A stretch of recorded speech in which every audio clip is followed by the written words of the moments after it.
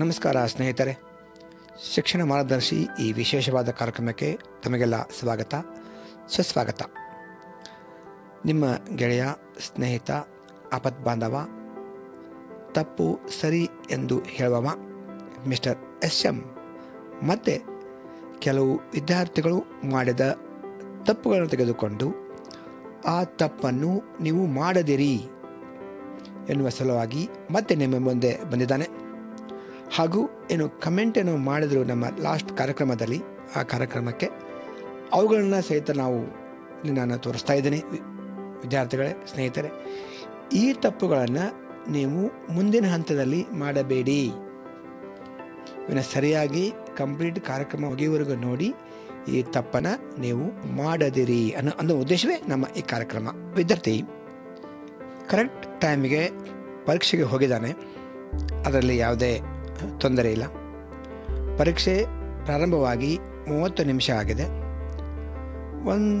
ಒಂದೂವರೆ ಪೇಜು ಆ ವಿದ್ಯಾರ್ಥಿ ಬರೆದಿರಬಹುದು. ಬಾಯಾರಿಕೆಯಾಗಿ ಕೈ ಎತ್ತಿ ನೀರು ಕೇಳಿದಾನೆ ಆ ವಿದ್ಯಾರ್ಥಿ. ಸ್ವಲ್ಪ ಹೊತ್ತಿಗೆ ನೀರು ಕೊಡುವವರು ತೆಗೆದುಕೊಂಡು ಬಂದು ಅವರಿಗೆ ನೀರನ್ನು ಕೊಡುತ್ತಾ ಇರುವಾಗ ಆಕಸ್ಮಿಕವಾಗಿ ಕೈ ಜಾರಿ ನೀರು ಆತನ ಉತ್ತರ ಪತ್ರಿಕೆಯ ಮೇಲೆ ಬಿದ್ದಿದೆ. ಏನು ಮಾಡಬೇಕು ಹೇಳಿ?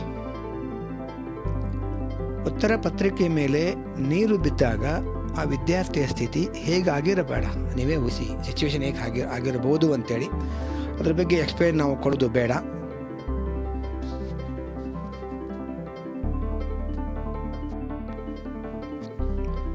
ನಂತರ ತತ್ಕ್ಷಣ ಆಗಮಿಸಿದ ಪರೀಕ್ಷಾ ಮುಖ್ಯಸ್ಥರು ಆ ವಿದ್ಯಾರ್ಥಿಗೆ ಮತ್ತೊಂದು ಪೇಪರು ಕೊಟ್ಟರು. ವಿದ್ಯಾರ್ಥಿ 1.5 ಪೇಜ್ ಮಾತ್ರ ಬರೆದಿರೋದ್ರಿಂದ ಅಷ್ಟೇನು ತೊಂದರೆ ಆಗಲಿಲ್ಲ, ಟೈಮನ್ನು ಅಷ್ಟು ವೇಸ್ಟ್ ಆಗಲಿಲ್ಲ. ಆ ತಪ್ಪನ್ನು ನೀವು ಮಾಡಿದಿರಿ. ಒಂದು ವೇಳೆ ನಿಮಗೆ ನೀರು ಬೇಕಾದಲ್ಲಿ ಮೊದಲೇ ಕುಡಿದು ಹೋಗಿರಿ.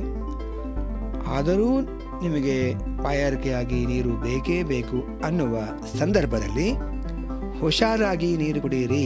ಸ್ವಲ್ಪ ಎದ್ದು ನಿಂತು ಆಚೆ ಹೋಗಿ ನೀರು ಕುಡಿಯಿರಿ. ಅದರಿಂದ ಯಾವುದೇ ತೊಂದರೆ ಇಲ್ಲ.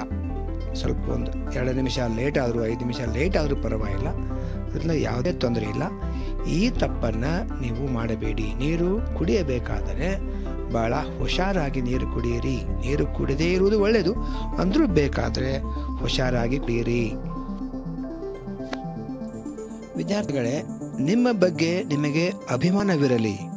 ನಿಮ್ಮ ತಂದೆ ತಾಯಿ, ಶಿಕ್ಷಕರು, ನಿಮ್ಮ ಸಮಯ, ನಿಮ್ಮ ತಾಕತ್ತು, ನಿಮ್ಮ ನಾಲೆಜು, ನಿಮ್ಮ ಮುಂದಿನ ಗುರಿ, ಎಲ್ಲ ಸಂಗತಿಗಳ ಬಗ್ಗೆ ನಿಮಗೆ ಹೆಮ್ಮೆ ಇರಲಿ, ನಿಮಗೆ ಅಭಿಮಾನವಿರಲಿ.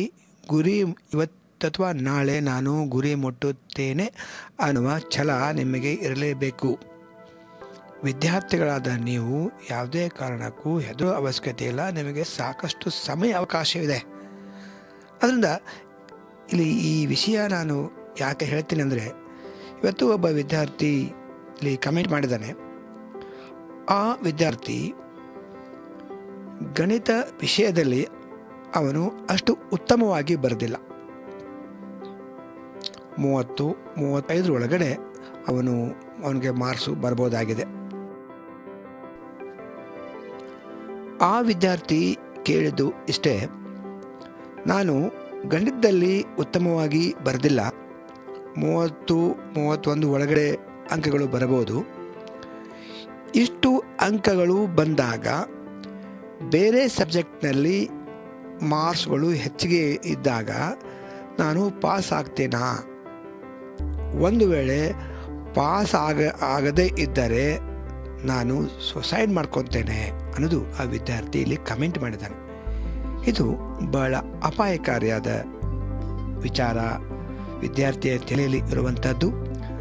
ಇಲ್ಲಿ ನಾವು ಹೇಳೋದು, ವಿದ್ಯಾರ್ಥಿಗಳು ಕಲಿಯಬೇಕು ವಿನಃ ಪಾಸಿಟಿವನ್ನು ಥಿಂಕ್ ಮಾಡಬೇಕು ವಿನಃ ನೆಗೆಟಿವನ್ನು ಥಿಂಕ್ ಮಾಡಬಾರ್ದು. ಯಾವುದೇ ಕಾರಣಕ್ಕೂ ಪಾಸಿಟಿವ್ನೆಸ್ ಆಗಿರಬೇಕು. ನಿಮ್ಮ ಟೀಚರು ನಿಮಗೆ ಎವ್ಯಾಲ್ಯುಯೇಟ್ ಆಗಿರ್ತಾರ, ಅವರು ನಿಮ್ಮನ್ನು ಯಾವುದೇ ಕಾರಣಕ್ಕೂ ಫೇಲ್ ಮಾಡೋದಿಲ್ಲ.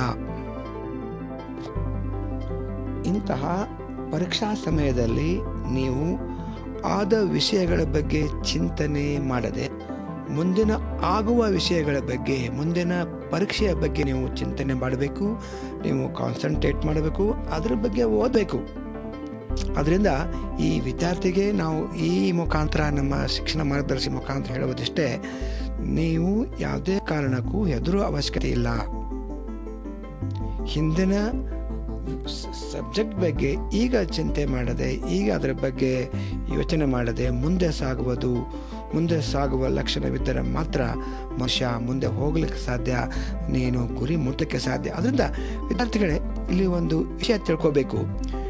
PCMBಯಲ್ಲಿ ನಮಗೆ ತಿಳಿದಂಥ ಒಂದು ಮಾಹಿತಿ ಪ್ರಕಾರ 3 ವಿಷಯಗಳನ್ನು ಪಾಸಾದರೆ, PCMBಯಲ್ಲಿ 3 ಸಬ್ಜೆಕ್ಟ್ನಲ್ಲಿ ವಿದ್ಯಾರ್ಥಿ ಪಾಸ್ ಆದಾಗ, ಇನ್ನೊಂದು ಸಬ್ಜೆಕ್ಟ್ನಲ್ಲಿ 30 ಮಾರ್ಕ್ಸು ಆ ವಿದ್ಯಾರ್ಥಿ ತೆಗೆದಾಗ 5 ಮಾರ್ಕ್ಸನ್ನು ಹಾಕಿ ಆ ವಿದ್ಯಾರ್ಥಿನ ಪಾಸ್ ಮಾಡಲಾಗುತ್ತೆ ಅನ್ನೋದು ಒಂದು PUC ಬೋರ್ಡಿಂದ ಬಂದ ನಮಗೆ ಮಾಹಿತಿ. ಅದರಿಂದ PCMBಯಲ್ಲಿ ಯಾವುದೇ ಒಂದು ಸಬ್ಜೆಕ್ಟು 30 ಮಾರ್ಕ್ಸು ಬಂದಾಗ ನೀವು ಪಾಸ್ ಆಗೋದು ಖಂಡಿತ.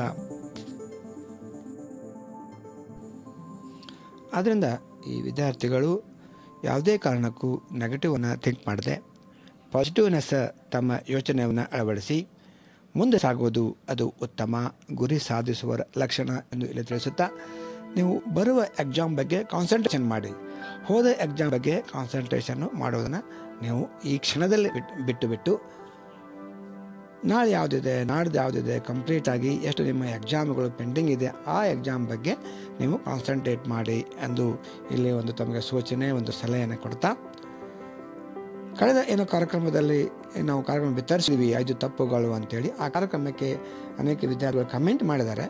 ಆ ಕಮೆಂಟನ್ನು ತಾವಿಲ್ಲಿ ನೋಡ್ಬೋದು ಅಂತ ನಾನು ಇಲ್ಲಿ ತಮಗೆ ವಿನಂತಿಸಿ,